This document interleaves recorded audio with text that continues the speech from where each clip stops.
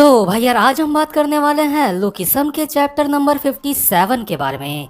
तो अगर आपने मेरे चैनल को अब तक सब्सक्राइब नहीं करा है तो जल्दी से इसको सब्सक्राइब कर लो ताकि आगे आने वाली वीडियोस आप मिस ना कर सको। तो यार पिछले एपिसोड में हमने देखा था जो बड़ा वाला जेस होता है वो सुबह सुबह वास्को के साथ पार्क में आया होता है एक्सरसाइज करने के लिए। हालांकि जेस एक्सरसाइज नहीं कर रहा होता है तो जो जेस होता है वो देखता है वही तीन बंदे वो बचपन वाले जो जेस को परेशान करते थे और यूंटे यानी वास्को को परेशान करते होते हैं बचपन में, वही तीन बंदे बाइक में आ रहे होते हैं बहुत ज्यादा आवाज करते हुए। तो हम देखते हैं ये जो तीन बंदे होते हैं ये अपनी अपनी स्कूटियां पार्क के बगल में खड़ी करते हैं और वहां पे बैठ जाते हैं लड़कियों के साथ और सिगरेट वगैरह पीने लगते हैं। इसके बाद जो इनमें से एक बंदा होता है वो अपनी गर्लफ्रेंड को कह रहा होता है, मैंने कल जुए में $400 जीते हैं तो कैसा रहेगा कि मैं तुम्हें एक रिंग दिला दूं।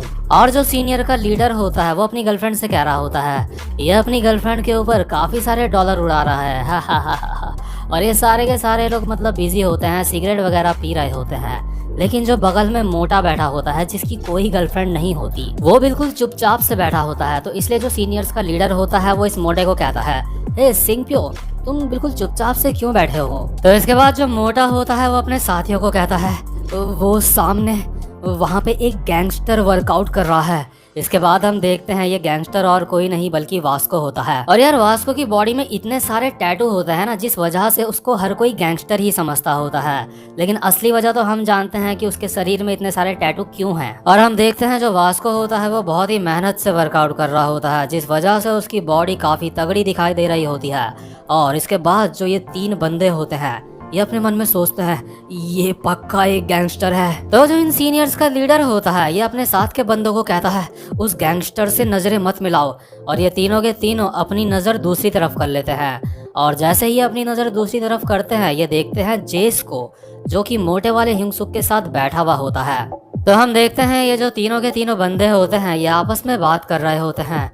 वो बंदा कौन है, वो इसी तरफ देख रहा है। तो दूसरा वाला कहता है, आखिर ये है कौन, मुझे लगता है मैंने इसको पहले कहीं देखा है, आखिर ये है कौन। दूसरा वाला बंदा बोलता है, अरे छोड़ो भी ये दोनों के दोनों मुझे लूजर लग रहे हैं, क्या तुम इन्हें जानते हो। और जो हमारा जेस होता है वो इन लोगों की स्कूटी देखता है जिनमें काफी सारा सामान होता है जो ये डिलीवर करने जा रहे होते हैं। तो इसलिए जो हमारा जेस होता है वो फिगर आउट कर लेता है और अपने मन में सोचता है, अच्छा तो अब ये लोग डिलीवरी का काम करते हैं। लेकिन तभी ये जो तीनों बंदे होते हैं ये जेस को ही देख रहे होते हैं और अचानक से इनकी दिमाग की बत्ती जलती है और उनको याद आता है, अरे इसके तो बिल्कुल वैसे ही बड़े बड़े कान हैं, अरे ये तो वही है, हाँ तुमने बिल्कुल सही कहा, ये वही है बड़े कान वाला।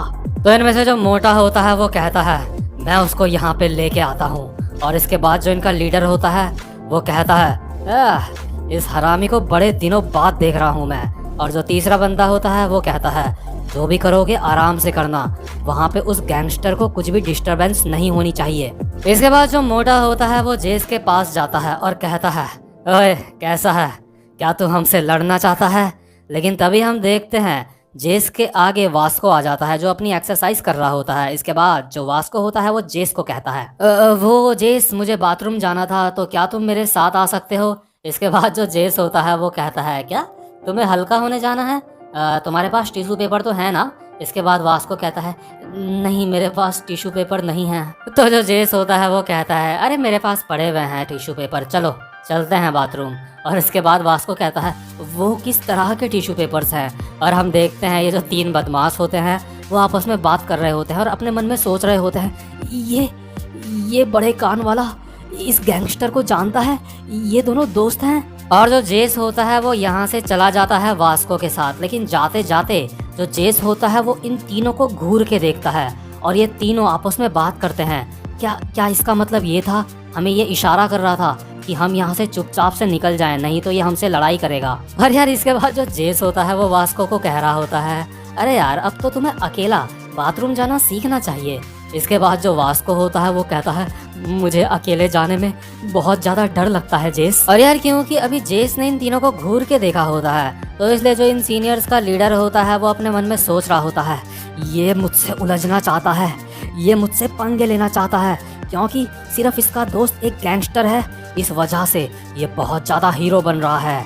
इसके बाद ये अपने मन में सोच रहा होता है, ये साला यहाँ से मेरा मजाक उड़ा के गया है, इसके बाद जो लड़कियां होती हैं वो इसको कहती हैं, हे बेब तुम्हें क्या हुआ। इसके बाद हम देखते हैं यार जो हमारा ह्यूंग-सुक होता है मोटा वाला, वो यहाँ पे अकेला बैठा हुआ होता है, तो इसलिए सीनियर इसको कहता है तू क्या वहाँ पे बस बैठा ही रहेगा। लेकिन जो हमारा मोटा वाला ह्यूंग-सुक होता है वो अपने मन में भी सोच रहा होता है, वो जेस और वास्को बाथरूम भी साथ जाते हैं, मुझे सच में अब जलन हो रही है। लेकिन तभी हम देखते हैं जितने भी ये बुरे बंदे होते हैं इन्होंने ह्यूंग-सुक को घेर लिया होता है और ह्यूंग-सुक को ये कहते हैं, ओए इधर आ, मुझे तुझसे कुछ बात करनी है, हमारे पीछे पीछे आ। इसके बाद हम देखते हैं ये ह्यूंग-सुक को एक जगह पे ले जाते हैं और अब कहते हैं इसको, मुझे इसको देख के और ज्यादा गुस्सा आ रहा है। इसके बाद जो दूसरा सीनियर होता है वो कहता है, हा, इसके चेहरे पे लिखा है कि ये एक बहुत बड़ा लूजर है। तो जो हमारा ह्यूंग-सुक होता है वो कहता है, आखिर बात क्या है,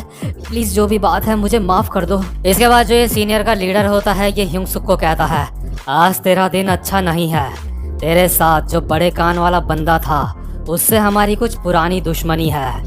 इसके बाद जो ह्यूंग-सुक होता है वो अपने मन में सोचता है, आखिर क्या चल रहा है, बड़े बड़े कान वाला, इसका मतलब जेस से है क्या। इसके बाद ये बंदे ह्यूंग-सुक को कहते हैं, क्या तो उस बड़े कान वाले का दोस्त है।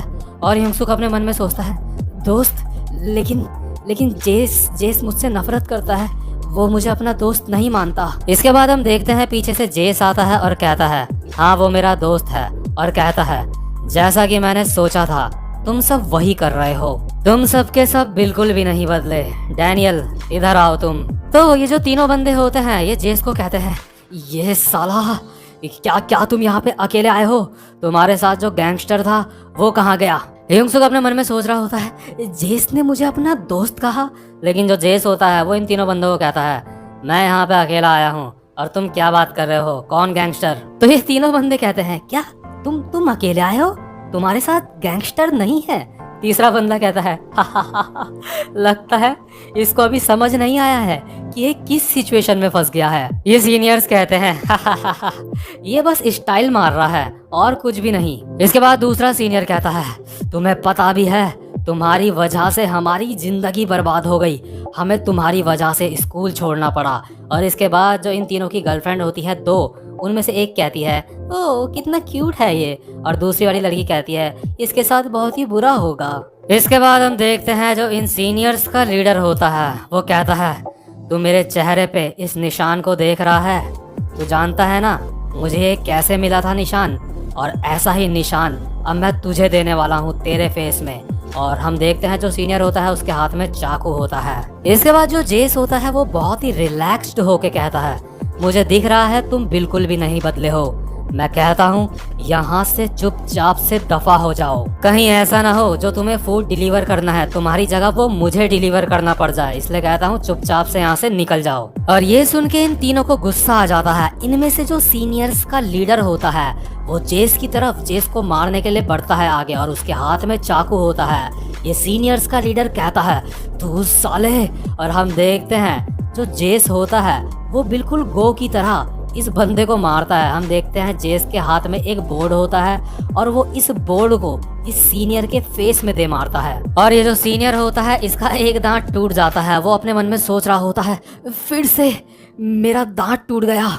इसके बाद जेस कहता है, तुम्हारे साथ जो हुआ था तुम वही गलती दोबारा से दोहरा रहे हो, क्या तुम अपनी गलती से कुछ भी नहीं सीखे अब तक। इसके बाद जो मोटा और दूसरा वाला बंदा होता है वो भी जेस की तरफ जेस को मारने के लिए बढ़ते हैं। इनमें से एक जेस को मुक्का मारने की कोशिश करता है लेकिन जेस उस मुक्के को डॉच कर लेता है और सीधा इस बंदे के पेट में अपना घुटना दे मारता है, जिसकी वजह से ये वाला बंदा भी नॉकआउट हो जाता है। और इस बंदे को मारते वक्त जो जेस होता है वो मोटे की तरफ बहुत ज्यादा घूर के देखता है। मोटे की तो यार मतलब जेस की आंखों को देख के ही फट जाती है। इसके बाद जेस कहता है, तुम्हें अंदाजा भी है कि हर सुबह तुम्हारी वजह से मैं कितनी ज्यादा हार्ड, कितनी ज्यादा मुश्किल ट्रेनिंग करता हूँ रोज। और जो हमारा ह्यूंग-सुक ये सारी चीजें देख रहा होता है वो अपने मन में सोच रहा होता है, वो कमाल है। इसके बाद हम नेक्स्ट सीन में देखते हैं ये जो तीनों के तीनों बंदे होते हैं ये जमीन में पड़े होते हैं। जेस ने इनकी अच्छे से धुलाई करी होती है। जेस कहता है, मैं रोज इतनी ज्यादा ट्रेनिंग करता हूँ कि ये काफी है कि मैं इतनी ट्रेनिंग करके गंजा हो जाऊं। और यार यहाँ से एक बात कंफर्म होती है कि जो जेस है वो भी शायद वन पंच मैन देखता है। नहीं तो मतलब यार तुम ही बताओ, उसको कैसे पता कि इतनी ट्रेनिंग करने के बाद कोई गंजा भी हो सकता है। वन पंच मैन देखा होगा उसने, तभी तो उसको पता है। और यहाँ पे जितने भी बंदे वन पंच मैन के फैन है वो कमेंट सेक्शन में लिख के मुझे जरूर बताना। और हम देखते हैं ये जो सीनियर्स होते हैं ये अपने मन में सोच रहे होते हैं, ये साला कमीना ये बहुत ज्यादा ताकतवर हो चुका है। इसके बाद जो हमारा जेस होता है वो इन बंदों को कहता है, मैं तुम्हें वैसे और ज्यादा मारना चाहता था, लेकिन अपनी फीलिंग्स को साइड में रख के मैं तुम्हें माफ़ कर रहा हूँ, क्योंकि अगर मैंने तुम्हें बहुत ही कुत्तों की तरह भी मारा तो ये बात वास्को को अच्छी नहीं लगेगी। और जो हमारा युंगसुक यानी कि डैनियल होता है वो अभी अपने मन में सोच रहा होता है, वो जेस को सच में वास्को की काफ़ी ज़्यादा चिंता है। ऐसे दोस्त का होना सच में बहुत ज़्यादा अच्छी बात है। मैं सोचता हूँ आखिर ये दोस्त कैसे बने होंगे। इसके बाद हम देखते हैं जो जेस होता है वो डैनियल को कहता है, चलो डैनियल अब यहाँ से चलते हैं। इसके बाद हमें कुछ साल पहले का समय दिखाते हैं, जिस वक्त जो वास्को और जेस होते हैं ये अपने शरीर में टैटो बनवा रहे होते हैं अपनी चोटों को ढकाने के लिए। तो हम देखते हैं उस बंदे को जो इनके टैटो बना रहा होता है। वो कहता है, अब ये काम पूरा हो चुका है, ये सारे के सारे जितने भी तुम्हारी चोटें थी वो सब की सब अब ढक चुकी हैं। इसके बाद पीछे से हमें जेस की वॉइस ओवर आती है। वो कहता है, एक बार में एक टैटो धीरे धीरे करके हमें पूरा 1 साल लग गया, और बाद में जितनी भी चोटें वास्को के लगी थी वो सारी की सारी हमने टैटो से ढक दी। इसके बाद हम देखते हैं जो जेस होता है वो कहता है, कॉन्ग्रेचुलेशन यूनिटे, तुम्हारे सारे के सारे जख्म के निशान अब ढक चुके हैं। इसके बाद जो टैटो वाला बंदा होता है जो इनके टैटो बनाता है वो कहता है, हे गाइस, तुम्हारी बॉडी अब पहले से काफ़ी ज़्यादा स्ट्रांग लग रही है। इसके बाद जो जेस होता है वो कहता है, हम पागलों की तरह रोज मेहनत करते हैं, हम रोज वर्कआउट करते हैं। मतलब कि जब यूनिटे के सारी की सारी चोटें लगी थी ना, जब उसको सीनियर्स ने ये चोटें दी थी, तब से पूरा 1 साल बीत चुका होता है अब। और अब जाके यूनिटे के शरीर के सारे टैटू कंप्लीट हुए होते हैं। और अब तक 1 साल तक इन्होंने बहुत ही ज़्यादा मेहनत करी होती है, वही साइतामा वाली मेहनत करी होती है इन्होंने, और इसलिए इनकी बॉडी अब काफ़ी ज़्यादा स्ट्रांग लग रही होती है। और ये जो टैटू वाला बंदा होता है ये जेस को देख के दोबारा से सोचता है, ये बंदा सच में एक बहुत ही अच्छा दोस्त है इसका, क्योंकि इसने खुद पे पहले मतलब कहा कि मेरे टैटो बनाओ, ताकि जो मेरा दोस्त है उसको थोड़ी सी हिम्मत आए और वो अपने टैटो बनाए। और जो इसका दोस्त है इसको एक्मोफोबिया भी था, जिसमें पैनी चीज़ों से काफ़ी ज़्यादा डर लगता है। और यार जेस की ही वजह से ना जो हमारा वास्को होता है उसका एक्मोफोबिया का डर निकल चुका होता है। अब उसको कोई भी एक्मोफोबिया नहीं होता यूनिटे को, यानी कि वास्को को। तो हम देखते हैं जेस को जो यूनिटे को कहता है, टडा, देखो मेरा ये आखिरी वाला टैटो कैसा है। इसके बाद यूनिटे कहता है, जेस मुझे बहुत ज्यादा भूख लगी है। इसके बाद फिर से पीछे से जेस की वॉइस ओवर आती है, इन सारे टैटो को बनाने के प्रोसेस में पूरा 1 साल लग गया, और इस वजह से वास्को को यानी यूनिटे का जो एक्मोफोबिया का डर था वो भी खत्म हो गया। और यहीं से शुरू हुई कहानी बर्न नकल्स की। और यार देखो, अगर हम टेक्निकली देखें जो बर्न नकल गैंग है वो किसकी वजह से बना है, वो गो की वजह से बना है। वो बंदा गो ही था जिसने वास्को को कहा था कि तुम्हें मेहनत करनी चाहिए, इतने पुशअप्स मारो, वही साइतामा वाली ट्रेनिंग उसने वास्को को बताई थी। और गो को ही देख के वास्को के अंदर उम्मीद आई थी कि वो भी काफी ज्यादा स्ट्रांग बन सकता है। तो अब हम इसके बाद वही वाला सीन देखते हैं जब ये बच्चे होते हैं, तो गो भी उस वक्त बच्चा होता है। तो हम देखते हैं जो गो होता है वो जा रहा होता है, लेकिन तभी गो के सामने आता है गन। तो जो गो होता है वो गन को कहता है, ओ तो तुम वही इंसान हो, तुमसे मिलके ऐसा लग रहा है जैसे मैं किसी सेलिब्रिटी से मिल रहा हूँ। मतलब कि यार जो गन है ना वो ऐसा वैसा बंदा नहीं है, उसका काफी पहले से नाम चलता है। इसके बाद गो गन को कहता है, मैंने डिटेंशन सेंटर में तुम्हारा बहुत ज्यादा नाम सुना था, तुम यहाँ पे इतनी दूर से बस मुझसे मिलने के लिए आए हो। इसके बाद जो गन होता है वो पूरी की पूरी बात गो को बताता है। वो बताता है कि वो उसको अपने मतलब किसी ऑर्गेनाइजेशन में ऐड करना चाहते हैं, पूरी की पूरी बातें बताता है जो कि हमें यहाँ पे अच्छे से नहीं बताई होती हैं। इसके बाद गो कहता है, क्या तुम मुझे अपना पार्टनर बनाना चाहते हो और इसके लिए मुझे एक टेस्ट देना पड़ेगा? तू साले, क्या तू मेरे हाथ से मरना चाहता है गन? इसके बाद गन कहता है, मुझे भी बहुत ज्यादा गुस्सा आ रहा है, लेकिन मुझे ऊपर से ऑर्डर मिले हैं कि मुझे तुम्हारा टेस्ट लेना पड़ेगा। इसके बाद जो गो होता है वो कहता है, तो आजा, इसके बाद ऑब्वियसली इन दोनों के बीच में फाइट हुई होगी, लेकिन ये फाइट हमको दिखाई नहीं जाती। लेकिन इसके बाद सीन शिफ्ट होता है, हम देखते हैं सिकाड़ा को। सिकाड़ा अब अपने से जो जूनियर बच्चे होते हैं उनको बिल्कुल वैसे ही परेशान कर रहा होता है जैसे उसको सीनियर करते थे। सिकाड़ा सारे छोटे बच्चों को गो का डर दिखा के उन पे राज करता है और उनको वैसे ही परेशान कर रहा होता है। हम देखते हैं एक बंदे को उसने बिल्कुल वैसे ही खंबे में चढ़ा रखा होता है जैसे कभी वो चढ़ता था। सिकाड़ा इस बंदे को बुली करते हुए कहता है, तुम मेरे कजन को तो जानते ही होंगे, क्या मैं उसको कॉल करके यहाँ बुलाऊं? वो मेरा एक बहुत अच्छा दोस्त भी है। इसके बाद सीन शिफ्ट होता है और हमें उस समय का सीन दिखाते हैं जब युनटे और जेस बच्चे होते हैं। तो जो युनटे यानी कि वास्को, वो जेस को कहता है, जेस मुझे तुमसे एक सवाल पूछना है।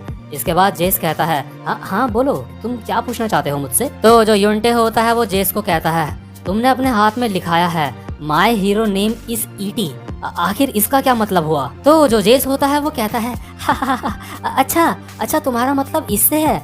वो एक ईटी एक सुपर हीरो है, जब मैं उसको देखता हूँ सच में मुझे वो बहुत ज्यादा अच्छा लगता है, इसलिए मैंने अपने हाथ में ईटी लिखाया है। जेस युनटे को कहता है, तुम्हारा जो सुपर हीरो है वो वास्को होना चाहिए। इसके बाद युनटे कहता है, क्या वास्को? वो कौन है? इसके बाद जेस युनटे को बताता है, जो तुम्हारे पास वो सुपर हीरो का टॉय है उसका असली नाम वास्को है। इसके बाद जो युनटे होता है वो कहता है, अच्छा वास्को, मुझे ये बात नहीं पता थी कि उसका नाम वास्को है।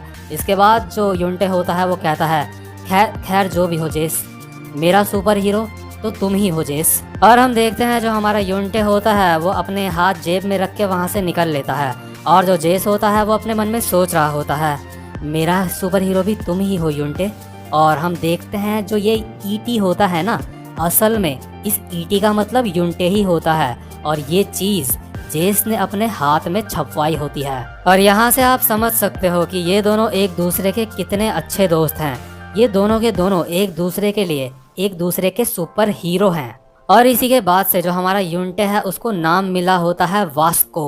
लेकिन यार अभी हम करंट मोमेंट में देखते हैं जो वास्को होता है वो बाथरूम में बैठा होता है हल्का होने के लिए, और वो कह रहा होता है, जेस तुम कहाँ चले गए? ये कोई मजाक नहीं है जेस, तुम जहाँ भी छुपे हो जल्दी से वापस आ जाओ, मुझे जल्दी से टिश्यू पेपर दो, मुझे यहाँ पे अकेले में डर लग रहा है। लेकिन जो जेस होता है इस वक्त वो उन सीनियर्स को धो रहा होता है जो उनको बचपन में कभी बुली किया करते थे। तो यार ये वाला चैप्टर यहीं पे खत्म होता है। उम्मीद करता हूँ कि आपको आज की एक्सप्लेनेशन भी अच्छी लगी हो, और अगर आप आगे की वीडियोस मिस नहीं करना चाहते तो बेल आइकन को जरूर से दबा देना। अब मैं आपसे मिलता हूँ अपनी नेक्स्ट वीडियो में, तब तक के लिए गुड बाय।